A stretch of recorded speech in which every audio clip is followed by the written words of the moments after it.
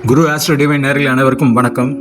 ஜோதிட சாஸ்திரத்தில் 27 நட்சத்திரத்தில் 2வது நட்சத்திரமான பரணி நட்சத்திரம், அதாவது மேஷ ராசியின் 2வது நட்சத்திரம். இந்த பரணி நட்சத்திரத்தை பற்றி அதோட சிறப்பு அம்சங்களை பற்றி சொல்கின்றேன்.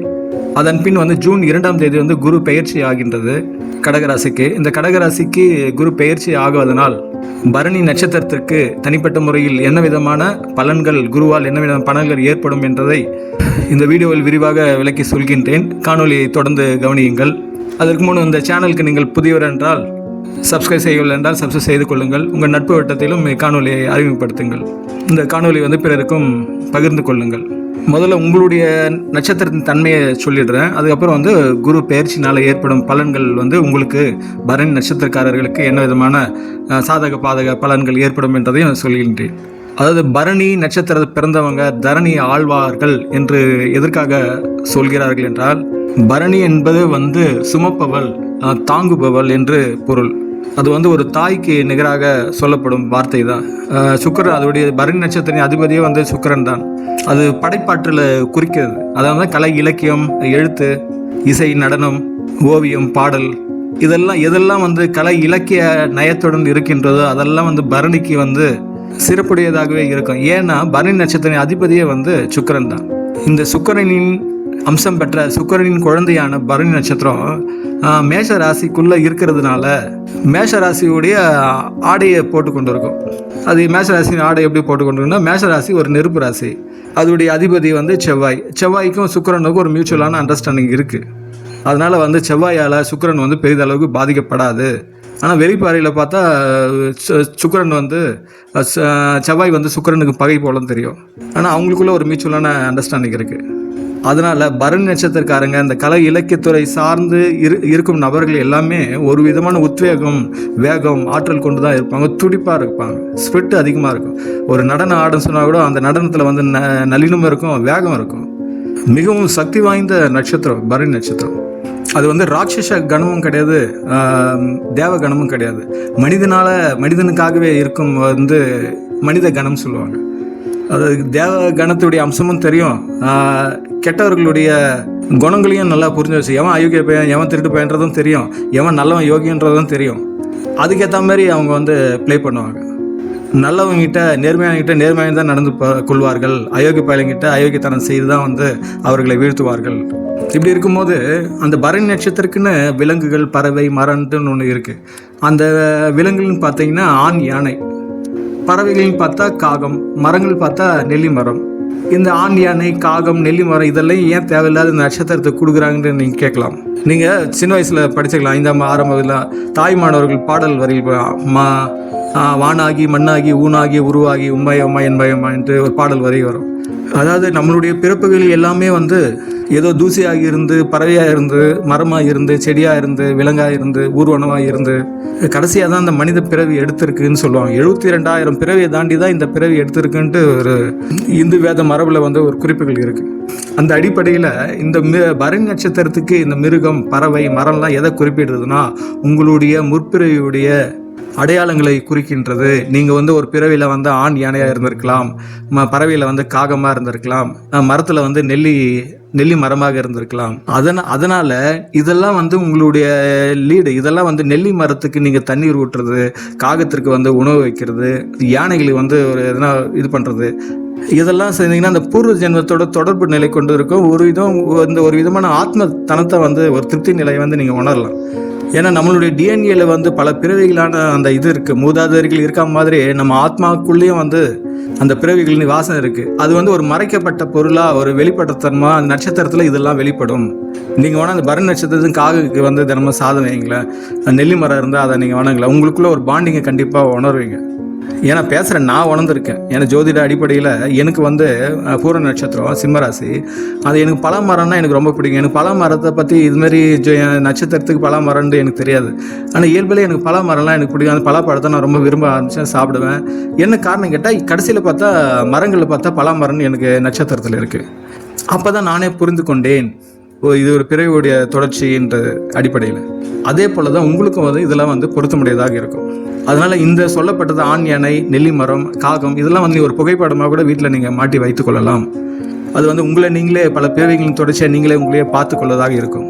இந்த அடிப்படையில் பார்த்தீங்கன்னா பரணி நட்சத்திரக்காரங்களுக்கு வந்து தைரியம் துணிச்சல்லாம் சொல்லவே தேவையில்லை. ஏன்னா அவங்க வந்து மேஷராசியிலே செவ்வாயுடைய ஆதிக்கப்பட்டு இருக்கிறதுனால இயற்பியில் வந்து எதற்கும் வந்து அஞ்சாத ஒரு வேகம் கொண்டவங்க. எந்த ஒரு சவாலாக இருந்தாலும் வா பார்த்துக்கலான்ட்டு நேருக்கு நேரு சந்திப்பார்கள். கலை ஆர்வத்தெல்லாம் அவங்கள சொல்லவே வேண்டாம். இசை, நடன, ஓவியம் இதெல்லாம் மிக ரசனையுடன் அழகாக வெளிப்படுத்துவார்கள். பரணி நட்சத்திரங்கிட்ட ஒரு விஷயத்தை சொல்லி, இந்த விஷயத்தை உங்கள் காதை தாண்டி உங்களுடைய தாண்டி வேற யாருக்கும் போகக்கூடாது, டாப் சீக்ரெட் என்ற ஒரு விஷயத்தை சொல்லிட்டுனா அவங்க மரணித்தாலே இறந்தாலும் கூட அந்த விஷயம் வந்து யாருக்கும் செல்லாது. அவ்வளோ ரகசியத்தை வந்து டாப் சீக்ரெட்டாக வந்து பாதுகாப்பார்கள். நம்பி அவங்கள வந்து எந்த ஒரு விஷயம் சொல்லலாம். அதுபோல் பிடிவாதம், ஒரு விஷயம் வந்து முடிக்கணும்னு நினச்சிட்டாங்கன்னா அதில் வந்து எந்த காரணத்தையும் காம்ப்ரமைஸ் ஆக மாட்டாங்க. இது சரியாக இருக்கும், இது செஞ்சு முடித்தா எந்த பிரச்சனையும் வராதுன்னு நினச்சாங்கன்னா கண்டிப்பாக செஞ்சு முடிச்சு தான் அதை வெளியே வருவாங்க. அது மாதிரியான பிடிவாத குணம், அது நல்ல விதமான பிடிவாத குணமாக எடுத்துக்கொள்ளலாம். பரணி நட்சத்திரம் பொதுவாக அந்த 4 பாதங்கள் இருக்குது. சந்திரன் ஒரு ராசி கடக்கிறது வந்து 24 மணி நேரம், ஒரு பாதத்துக்கு வந்து 6 மணி நேரம் ஆகும். 2.25 நாள் ஆகும் ஒரு ராசியை கடக்கிறதுக்கு. அந்த அடிப்படையில் பரணி நட்சத்திரத்துக்கு 4 பாதமே முழுசாக இருக்கிறதுனால அது சிறப்பு தான். அதில் வந்து முதல் பாதம் வந்து சூரியனின் அம்சம் பொருந்திருப்பார். அதனால் ரொம்ப தைரியம், தலைமை பண்பு அதிகமாக இருக்கும். சுயமரியாதை வந்து அதிகமாக எதிர்பார்ப்பார்கள். கொஞ்சம் பிடிவாதமும் இருக்கும். 2வது பாதம் வந்து கன்னி இது புதனின் அம்சம் பொருந்தியவங்க. ரொம்ப புத்திசாலித்தனமாக இருக்கும், விவேகம் அதிகமாக இருக்கும். எதையும் வந்து அவங்ககிட்ட பேசி ஜெயிக்க முடியாது. தர்க்க ரீதியாக வந்து யோசிப்பாங்க, தர்க்க ரீதியாக வந்து விவாதிப்பாங்க. ரொம்ப இன்டலெக்சுவலாக தந்திரமாக காரியங்களை சாதிச்சு கொள்வதில் ரொம்ப கில்லாடியானவர்கள். 3வது பாதம் இது வந்து சுக்கிரனின் அம்சம் பொருந்தியவர்கள். ஏன்னா பரணியே வந்து சுக்கிரனின் அம்சமாக இருக்கிறதுனால கலை, இலக்கியம் இதெல்லாம் ரொம்ப அதீதமான ஈடுபாடு. ரொம்ப அவங்களாம் ஒரு ட்ரெஸ் போட்டாங்கன்னா அவ்வளோ நீட்டாக பர்ஃபெக்டாக இருக்கும். பேசுறதுல வந்து அவ்வளோ ஸ்வீட்டாக அவங்ககிட்ட பேசுறத நிறைய பேர் விரும்புவார்கள். பேச்சில் வந்து ஒரு விதமான காந்தத்தனம் இருக்கும், காந்த சக்தி இருக்கும். யாருன்னா 3ஆம் பாதம் உடையவர்கள். பரணி நட்சத்திரம் 4ஆம் பாதம் வந்து செவ்வாயின் அம்சம். கோபம் அவ்வளோ ரொம்ப உக்கிரமாக வரும். அதுமாதிரி ரகசியமானவங்க ரொம்ப இருந்த அந்த ஆன்மீகம், மருத்துவம், ஆராய்ச்சி துறையெல்லாம் ரொம்ப அதிகமான ஈடுபாடு கொண்டவர்கள் பரணி நட்சத்திரம் 4ஆம் பாதம் உள்ளவர்கள். பொதுவாக பரணி நட்சத்திரம் அந்த குடும்பத்தில் அதிகமான பாசம் கொண்டவர்கள் தான். அவங்களுடைய முன் கோபத்தினால தான் குடும்பத்தில் சின்ன சின்ன பிரச்சனைகள் உண்டாகும். ஆனால் லைஃப் பார்ட்னர் வந்து முழுசாக நம்புவாங்க. ஆனால் அவங்களுடைய நம்பிக்கையை வந்து குலைத்திட்டால் எதையும் வந்து மன்னிக்க மாட்டார்கள். சொல்ல காப்பாற்றக்கூடிய நேர்மையானவர்கள் பரணி நட்சத்திரக்காரர்கள். இப்படி பரணி நட்சத்திர பண்பு உள்ள நீங்களாகிய பரணி நட்சத்திரக்காரர்களாகிய நீங்கள் ஜூன் 2ஆம் தேதி குரு பெயர்ச்சி ஏற்படுவதால் குரு நீங்கள் இருக்கும் ராசியிலிருந்து 4ஆம் இடத்தான சுகஸ்தானத்துக்கு வருது. தாயார் இடத்த குறிக்கிற இடத்துக்கு, கடகராசி. அதனால குடும்பத்தில் இருந்த மனக்கசப்பு இது இருந்தால் அதெல்லாம் வந்து நீங்கும். தாயின் உடல்நிலையில கொஞ்சம் முன்னேற்றம் காணும். புதிதாக சொத்து வாங்கி வீடு கட்டுறதா அது வந்து கை கூடும். புதிதாக வாகனங்கள் வாங்குற யோகம் இருக்கு. உங்களுக்கான அங்கீகாரம் வந்து கிடைக்கும். நீங்கள் செய்கிற வேலையிலையும், நீங்கள் எடுத்து செய்கிற வேலையிலையும். சப்போஸ் டிரான்ஸ்ஃபர் ஆகிற இதுவாக இருந்தால் கூட அது உங்களுக்கு சாதகமாக தான் இருக்கும். குடும்பத்துடன் வந்து ஒரு ஆன்மீக சுற்றுலா சென்று வரதுக்கான வாய்ப்பும் உள்ளது. எது இருந்தாலும் வந்து குலதெய்வத்தை வந்து பிரார்த்தனை செய்து கொள்ளுங்கள். அதாவது உங்கள் ராசியிலிருந்து 4ஆம் இடம் வந்து கடகராசியில் குரு அமர்ந்து வந்து அர்த்தாஷ்டம குரு என்று சொல்லுவாங்க. அர்த்தாஷ்டம குரு. இந்த அர்த்தாஷ்டம குருவுடைய இது என்னன்னா அதிகப்படியான அலைச்சலும் ஓய்வில்லாத உழைப்பும் வந்து இருப்பதாக இருக்கும். அதனால இந்த ஓய்வில்லாத உளைச்சல், இந்த சோர்வை கொடுக்கறத தவிர்க்கிறதுக்கு நீ எதையும் வந்து பிளான் பண்ணுங்க. திட்டமிட்டு செய்தால் அந்த அலைச்சலை வந்து கூட நீங்க குறைச்சி கொள்ளலாம். நீங்க ரொம்ப பெரிய இன்வெஸ்ட்மெண்ட் பண்றீங்கன்னா அதுக்கான டாக்குமெண்டான விஷயங்களை ரொம்ப எச்சரிக்கையா வந்து கையாளுங்க. எந்த காரணத்துக்கு கொண்டும் மற்றவர்களுக்கு வந்து ஜாமீன் கையெழுத்து போடாதீர்கள். கடகத்திலிருந்து உங்க வீட்டு மேஷ வீட்டிலிருந்து 8ஆம் வீட்லையும் 10ஆம் வீட்லையும் 12ஆம் வீட்லையும் வந்து குருவுடைய பார்வை 5, 7, 9ஆக விழுகின்றது. இந்த அடிப்படையில் அது விழும் வந்து விபரீத ராஜயோக தன்மையை வந்து யோக நிலை கொடுப்பதாக இருக்கும். அதனால திடீர் அதிர்ஷ்டம், திடீர் செலவுகளும் சேர்ந்து வரும். திடீர் அதிர்ஷ்டம் வந்தா நம்ம ஏற்றுக்கொள்ளலாம். திடீர் செலவு வந்துச்சுன்னா ரொம்ப கஷ்டம்தான்.